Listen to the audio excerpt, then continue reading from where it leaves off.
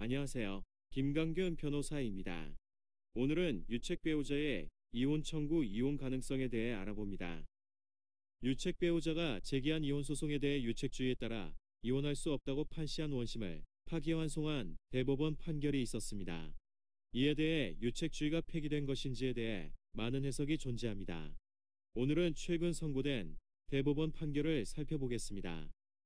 사실관계. 원고와 피고는 2010년 3월 25일 혼인신고를 마친 부부이고 그 사이에 출생한 딸인 사건 본인을 두고 있다.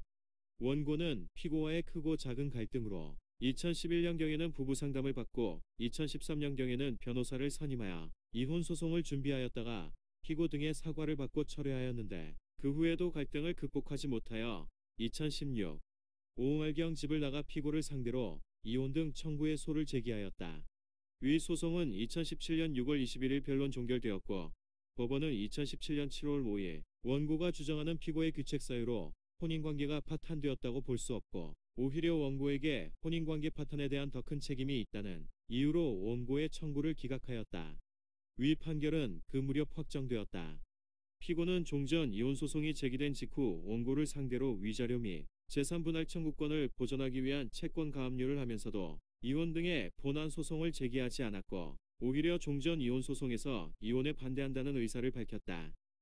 원고는 종전 이혼 소송의 변론 종결일 이후에도 여전히 피고와 별거한 채 혼인 생활로 돌아가지 못하고 있다.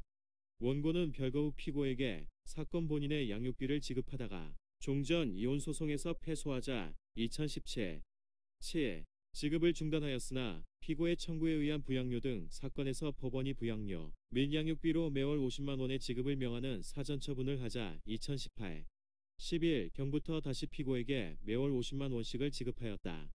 피고는 별거 이전 원고 명의로 임차하였던 아파트에서 별거 이후에도 계속 사건 본인과 거주하고 있고 원고는 2018 3경위 아파트의 소유권을 취득하면서 담보대출 받았던 대출금 채무를 변제해 오고 있다. 원고가 별거 후 피고를 통하지 않고 사건 본인과 직접 연락하려고 하면 피고는 사건 본인을 만나기 위해서는 자신에게 연락하고 집으로 들어오라고 요구하였다. 또한 피고는 아파트에 잠금 장치를 변경한 후 원고에게 열쇠 교부를 거절하면서 원고가 먼저 집으로 들어와야 한다는 태도를 바꾸지 않았다. 그러나 원고는 관계 개선이 선행되어야 한다는 입장이어서 상방의 견해차를 전혀 좁히지 못하였다. 원고는 2019 구경 이 사건 이혼 청구에 소를 제기하였다. 피고는 이 사건 소송 계속 중 일관하여 이혼할 생각이 없다는 의사를 밝혔다. 원심의 판단. 원심은 원고가 종전 이혼 소송에서 패소 판결을 받은 후로도 여전히 가정으로 돌아가지 않은 채 피고와의 혼인관계 개선을 위한 아무런 노력도 하지 않다가 위 판결이 선고된 후 2년 만에 다시 동일한 내용의 소를 제기하면서 이혼을 요구하고 있는 점, 피고는 원고가 가정으로 돌아오기만을 바라면서 이혼 의사가 절대로 없음을 밝히고 있는 점 등을 들어 원고의 이혼 청구를 배척하였습니다. 관련 법리, 재판상 이혼 원인에 관한 민법 제840조는 원칙적으로 유책주의를 채택하고 있는 것으로 해석되며 민법 제840조 제6호의 이혼 사유에 관하여도 혼인 생활의 파탄에 주된 책임이 있는 배우자는 그 파탄을 사유로 하여 이혼을 청구할 수 없는 것이 원칙이다. 그러나 이혼 청구 배우자의 유책성을 상쇄할 정도로 상대방 배우자 및 자녀에 대한 보호와 배려가 이루어진 경우 세월의 경과에 따라 파탄 당시 현저하였던 유책 배우자의 유책성과 상대방 배우자가 받은 정신적 고통이 악화되어 쌍방의 책임의 경중을 엄밀히 따지는 것이 더 이상 무의미할 정도가 된 경우 등 혼인 파탄의 책임이 반드시 이혼 청구를 배척해야 할 정도로 남아있지 않은 경우 그러한 배우자의 이혼 청구는 예외적으로 허용될 수 있다. 이를 판단할 때에는 유책 배우자의 책임의 태양 정도, 상대방 배우자의 혼인 계속 의사 및 유책 배우자에 대한 감정, 당사자의 나이, 혼인 기간과 혼인 후의 구체적인 생활관계, 별거 기간, 별거 후에 형성된 부부의 생활관계, 혼인 생활의 파탄 후 여러 사정의 변경 여부, 이혼이 인정될 경우 상대방 배우자의 정신적 사회적 경제적 상태와 생활보장의 정도, 미성년 자녀의 양육교육 복지의 상황, 그 밖의 혼인관계에 여러 사정을 두루 고려하여야 합니다. 민법 제826조 제1항에 따라 부부는 정신적 육체적 경제적으로 결합된 공동체로서 서로 협조하고 보호하여 부부 공동생활로서의 혼인이 유지되도록 상호간에 포괄적으로 협력할 의무를 부담한다. 상대방 배우자의 혼인 계속 의사를 인정하려면 소송 과정에서 그 배우자가 표명하는 주관적 의사만을 가지고 판단할 것이 아니라 혼인 생활의 전 과정 및 이혼 소송이 진행되는 중 드러난 상대방 배우자의 언행 및 태도를 종합하여 그 배우자가 악화된 혼인 관계를 회복하여 원만한 공동생활을 영위하려는 노력을 기울임으로써 혼인 유지에 협조할 의무를 이행할 의사가 있는지 객관적으로 판단하여야 한다.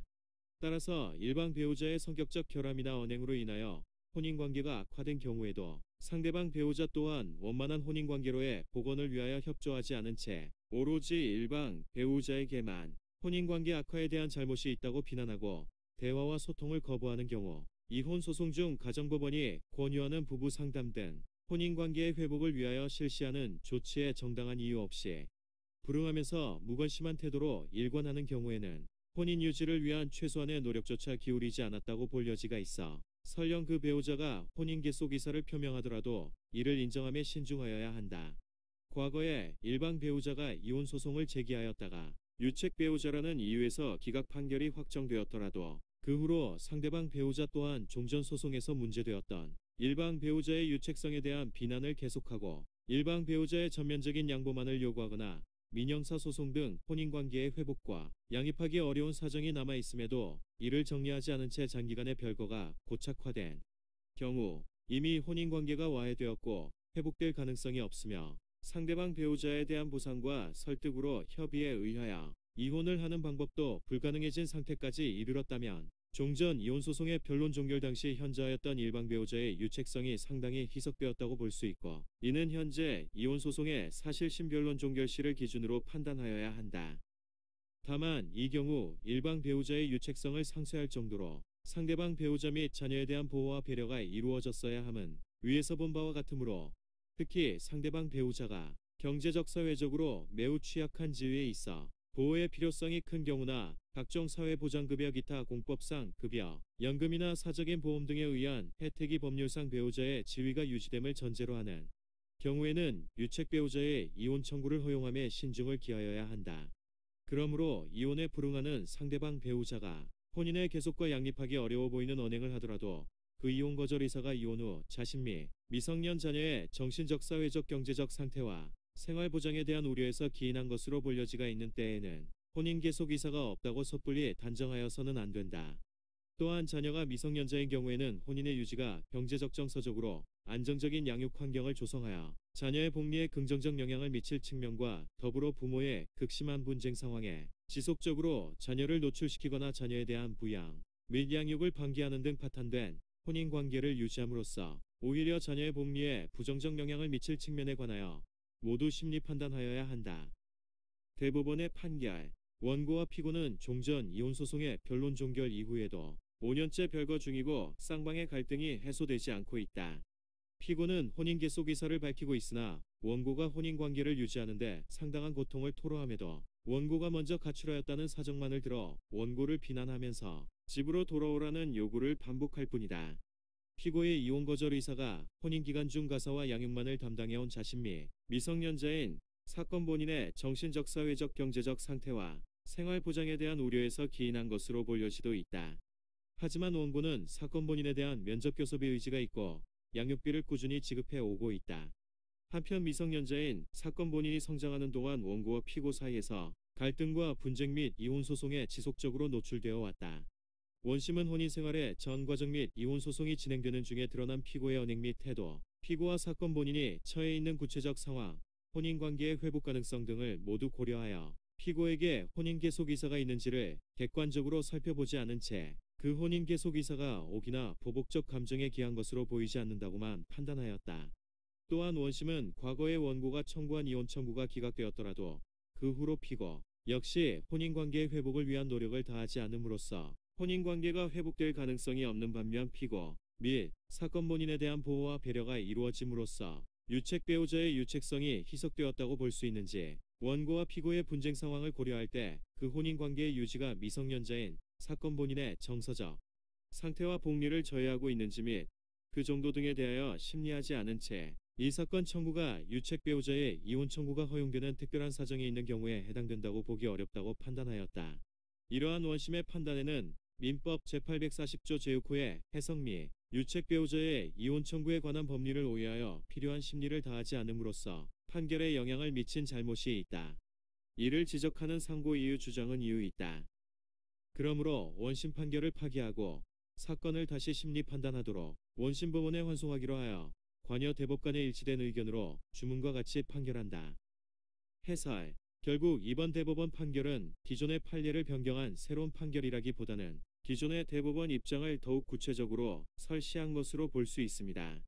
정리하자면 이 사건과 같이 원고가 유책 배우자라고 하더라도 피고가 혼인을 유지, 회복하려는 실질적인 노력이 없이 단순히 소송 중에 혼인 유지 의사가 있다는 주장만 하는 경우 등 예외적인 경우에는 유책 배우자의 이혼 소송도 인정될 수 있다는 것을 확인한 판결입니다. 오늘은 유책 배우자의 이혼 소송 가능성에 대해 알아보았습니다.